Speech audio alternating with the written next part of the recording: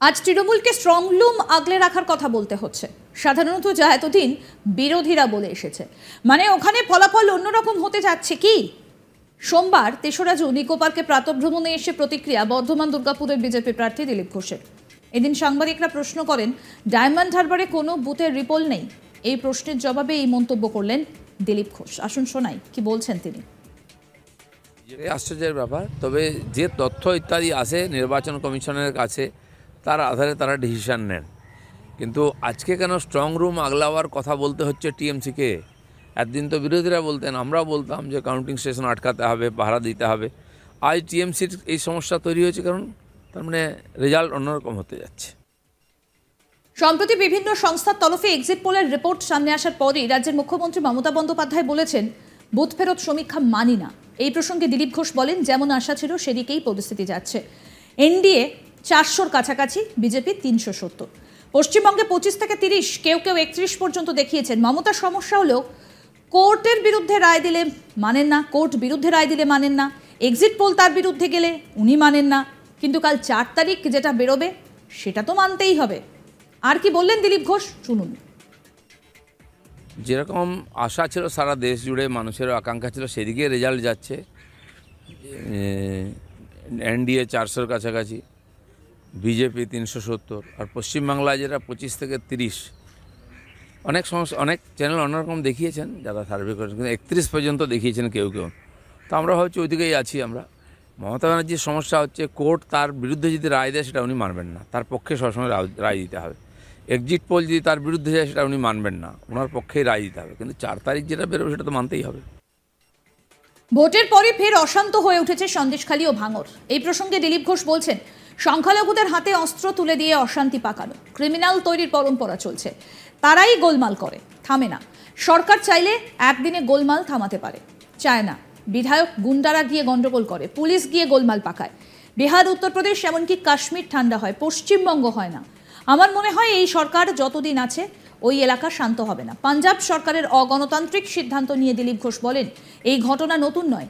Media আটকে গণতন্ত্রের কণ্ঠ রোধের চেষ্টা আগেও হয়েছে। এটা খুব সুস্থ গণতন্ত্রের লক্ষণ নয়। কি বলছেন বিজেপি প্রার্থী দিলীপ ঘোষ এই বিষয়ে, এবার সেটা শোনাবো।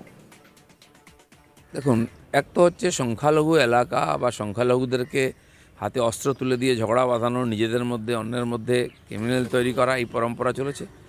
যে সরকার ক্ষমতায় থাকে সেই দুটো জায়গাকে নিজের মুক্তাঞ্চল করে ফেলে, আর তারাই গণ্ডগোলটা করে, তাই গণ্ডগোল থামে না। সরকার যদি চায় একদিনেই গণ্ডগোল থামতে পারে, তারা চায় না। তাদের এমএলএ গিয়ে গণ্ডগোল করবেন, তাদের নেতারা গুন্ডারা গিয়ে গণ্ডগোল করবে, পুলিশকে দিয়ে গণ্ডগোল করানো হবে, তো থামবে কী করে? বিহার, ইউপি, কাশ্মীর ঠান্ডা হতে পারে, পশ্চিমবাংলার কয়েকটা জায়গা কেন হচ্ছে না? তো আমার মনে হয় এই সরকার যতদিন আছে এখানে ততদিন এটা শান্ত হবে না। আমাদের প্রতিনিধি অরিন্দম ভট্টাচার্য কি প্রতিবেদন তুলে ধরলেন, এবার দেখাবো। 2024 সালের লোকসভা নির্বাচন শেষ হয়েছে সদ্য। 1 জুন 7ম দফার যে ভোট ছিল সেটা শেষ হয়, আর 3রা জুন অর্থাৎ আজ বেশ কয়েকটি জায়গায় রিপোলিং করা হচ্ছে। তবে এই যে রিপোলিং করা হচ্ছে তার মধ্যে পশ্চিমবঙ্গে কিন্তু ডায়মন্ড হারবার কেন্দ্রের কোনো জায়গার নাম নেই, অর্থাৎ কোনো জায়গায় রিপোলিং হচ্ছে না। আর এই নিয়ে যথেষ্ট আশ্চর্য বিজেপি নেতা দিলীপ ঘোষ, কারণ ভোটের দিন অর্থাৎ 1 জুন ভোটের দিন কিন্তু এই ডায়মন্ড হারবার কেন্দ্রে একাধিক অভিযোগ করেছিলেন বিরোধী দলনেতা শুভেন্দু অধিকারী। তারপরেও নির্বাচন কমিশনের পক্ষ থেকে এই ডায়মন্ড হারবার কেন্দ্রে কোনো জায়গায় কিন্তু রিপোলিং দেওয়া হয়নি, আর এই নিয়েই যথেষ্ট আশ্চর্য দিলীপ ঘোষ। এদিন সকালবেলায় ইকো পার্কে মর্নিং ওয়াক করতে এসে এটাই কিন্তু তিনি জানিয়েছিলেন। এর পাশাপাশি দিলীপ ঘোষ যেটা জানান যে অভিষেক বন্দ্যোপাধ্যায় বলছে স্ট্রং রুম ভালো করে আগলে রাখতে হবে। এই যে মন্তব্য, এই মন্তব্য তো বিরোধীদের ছিল এতদিন। দিলীপ ঘোষ কিন্তু এইটাই বলছেন যে এই মন্তব্য অর্থাৎ স্ট্রং রুম আগলে রাখার যে দাবি সেটা তো বিরোধীদের ছিল এতদিন। তাহলে এমন কি পরিস্থিতি হলো যে তৃণমূলকে এই কথা বলতে হচ্ছে? অর্থাৎ তৃণমূল কংগ্রেস যারা রাজ্যে ক্ষমতায় রয়েছে, যারা রাজ্যের সরকারে রয়েছে, তাদেরকেই বলতে হচ্ছে যে স্ট্রং রুম আগলে রাখার কথা, যেটা এতদিন বিরোধীরা দাবি করে এসেছিল।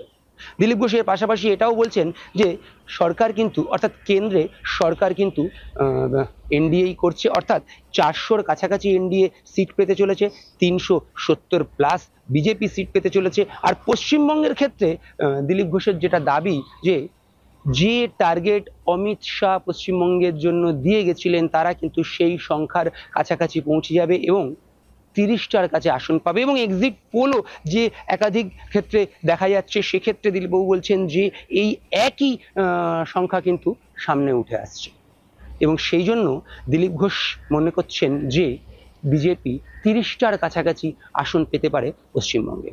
তবে এর পাশাপাশি তিনি এটাও বলছেন যে এই অভিষেক বন্দ্যোপাধ্যায় যেটা দাবি করছেন যে স্ট্রং রুম আগলে রাখার কথা, কেন তাকে এই দাবি করতে হচ্ছে বা কেন এই কথা বলতে হচ্ছে।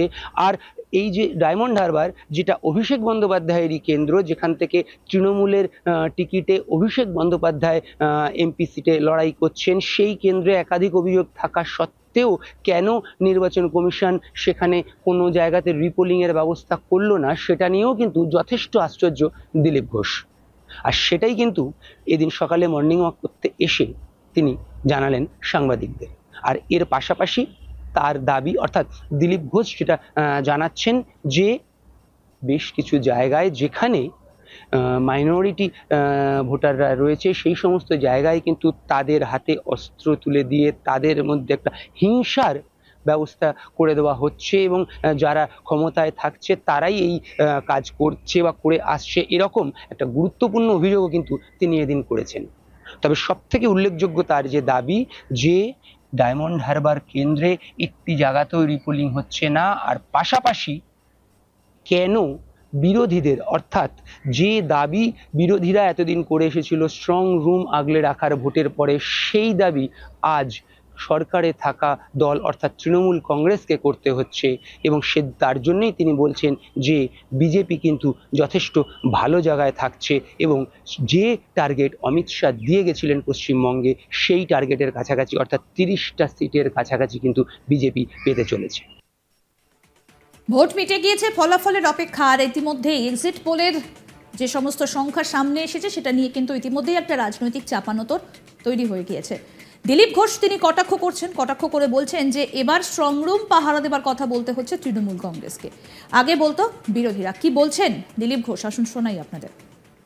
এই আশ্চর্যের ব্যাপার, তবে যে তথ্য ইত্যাদি আসে নির্বাচন কমিশনের কাছে তার আধারে তারা ডিসিশন নেন। কিন্তু আজকে কেন স্ট্রং রুম আগলাবার কথা বলতে হচ্ছে টিএমসিকে? একদিন তো বিরোধীরা বলতেন, আমরাও বলতাম যে কাউন্টিং স্টেশন আটকাতে হবে, পাহারা দিতে হবে। আজ টিএমসির এই সমস্যা তৈরি হয়েছে কারণ তার মানে রেজাল্ট অন্যরকম হতে যাচ্ছে। যেরকম আশা ছিল সারা দেশ জুড়ে মানুষেরও আকাঙ্ক্ষা ছিল, সেদিকে রেজাল্ট যাচ্ছে। আরও আপডেট পেতে দেখতে থাকুন আজ তাক বাংলার ইউটিউব চ্যানেল, সাবস্ক্রাইব করুন।